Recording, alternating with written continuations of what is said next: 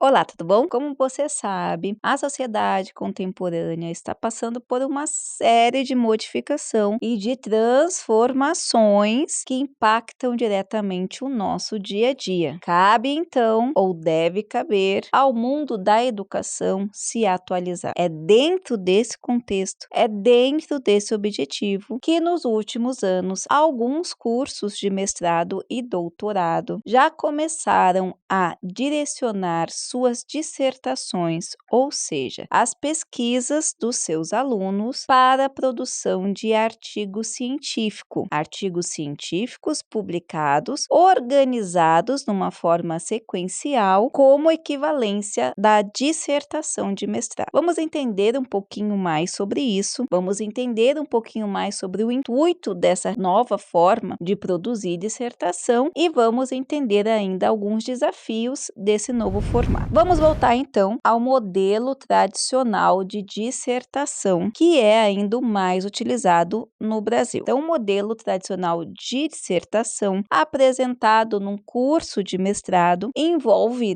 além das partes pré-textuais, um resumo, uma introdução, aonde o aluno vai trazer todas as concepções da pesquisa, contexto, objetivos, problema, hipótese trabalhada, justificativa, apresentar o trabalho, vai ter todo o arcabouço teórico que pode ou não ser divididos em capítulos. Agora ainda tem mais uma requisição que é a contemplação do aluno do estado da arte, dizendo e justificando como foram feitas as suas pesquisas teóricas, e nós vamos ver que isso também tem um porquê.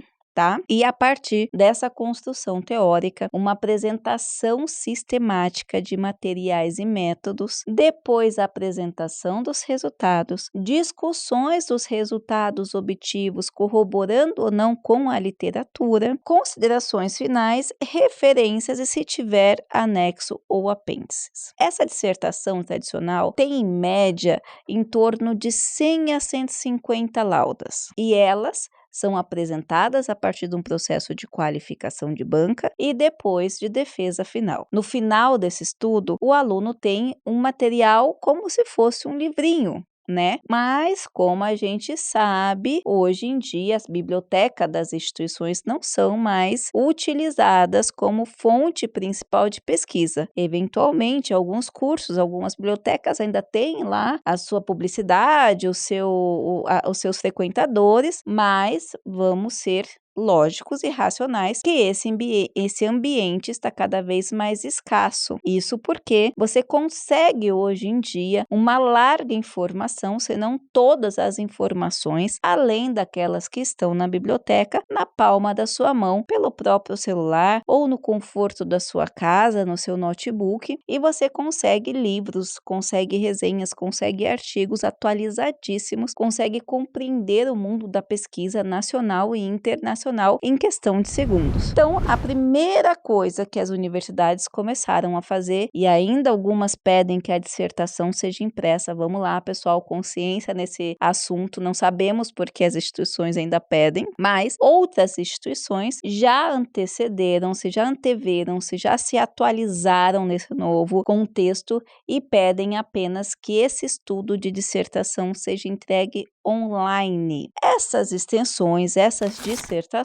ficam então, Então, resultado do seu estudo de mestrado, daquele programa que você fez durante 24 meses, dessa pesquisa que resultou então nessa dissertação, vai para os bancos de dados ou repositórios institucionais. E aí, a pessoa que quiser ter acesso ao seu material, ela tem que buscar neste repositório dessa instituição. Ora, vendo então que a probabilidade, mediante esse monte de informação, do seu trabalho chegar até o objetivo final, conseguir contribuir com alguma coisa, a própria CAPES e as outras agências começaram a reunir esses bancos de dados, esses repositórios, e criaram então no Brasil o mais famoso, o banco de dados da CAPES, o banco de teses e dissertações da CAPES, aonde você faz uma pesquisa direto e ele direciona para as dissertações e teses. Existe também o banco de teses e dissertações do IBCT e é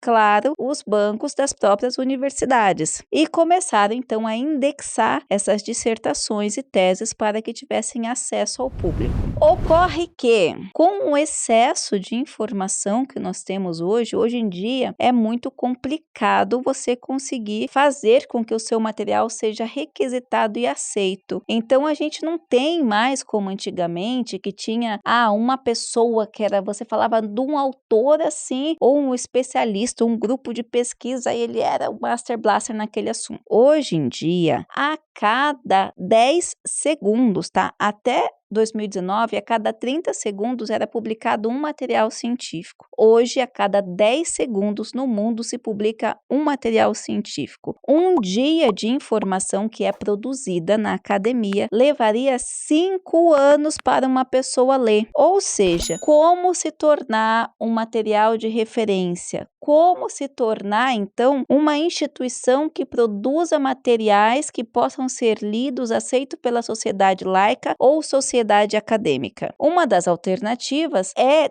transformar essa dissertação, esse trabalho cumprido que as pessoas não vão ler, em artigos científicos. Então, ao invés de você produzir essa dissertação cumprida, esse estudo pormenorizado, a ideia é a produção de artigos científicos que sejam publicados, ou seja, aquela sua pesquisa já vai estar auxiliando a sociedade e que tenham acesso à veiculação. Se você se dedicar à produção de artigos científicos, como ficaria a dissertação? Ou seja, como que eu posso conciliar? Uma das alternativas é que esses artigos, uma sequência de 2 ou 3 artigos publicados, seja a própria dissertação. Então, ele seria organizado, você esqueceria o modelo de dissertação tradicional, ele seria organizado para depositar na instituição em pré-textuais, resuminho do que são os 3 artigos, ou 2 artigos, ou 1 artigo, artigo 1, artigo 2,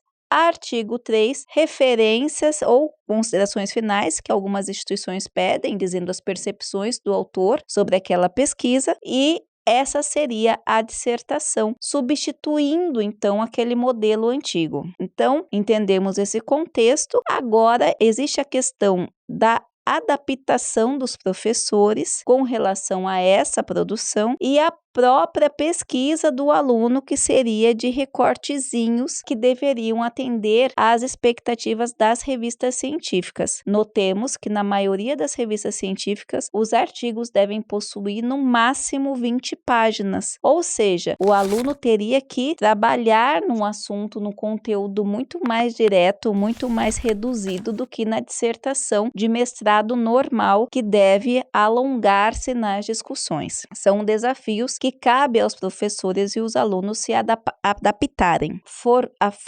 O formato mais aceito pelas instituições, e assim que os professores, que eu tenho visto que os professores se adaptam muito bem, é que um artigo seja de referência bibliométrica ou revisão sistemática, aonde o aluno vai expor a sua forma de pesquisa teórica, os achados encontrados, e a partir desses achados fazer uma bibliometria, fazer um estudo sistematizado. Então, ele publicaria um artigo nessa vertente. O segundo artigo, então, seria essa compreensão da parte teórica no sentido de métricas, de compreender o que se tem investigado e como se tem sido investigado, e, por fim, uma proposta metodológica, ou ainda, nesse segundo artigo, faça-se uma parte teórica reduzida e demonstre uma ferramenta, ou busque a argumentação da ferramenta se o estudo for aplicado. E já o terceiro artigo seria um estudo aplicado, aonde trariam os principais resultados e as discussões. Dependendo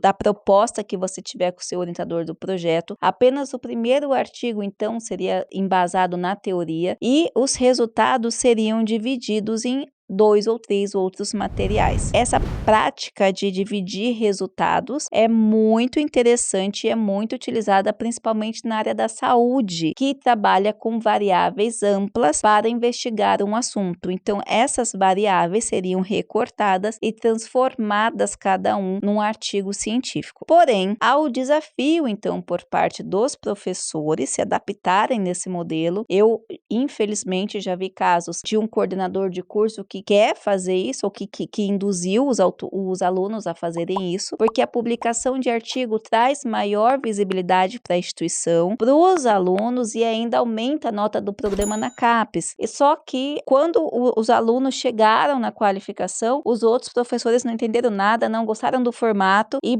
praticamente aprovaram os alunos na qualificação, mas pediram para refazer todo o material no padrão mais tradicional. Então, esses novos aspectos servem para que possamos pensar o objetivo da ciência, a nossa atuação como pesquisadora e científica e a preocupação que nós temos que ter não só com o nosso material no sentido de ego, mas do que esse material pode contribuir para a sociedade, para a academia e para essa transformação e melhoria do mundo. Espero ter ajudado. Não esqueça de deixar o seu comentário. Um grande abraço e até a próxima.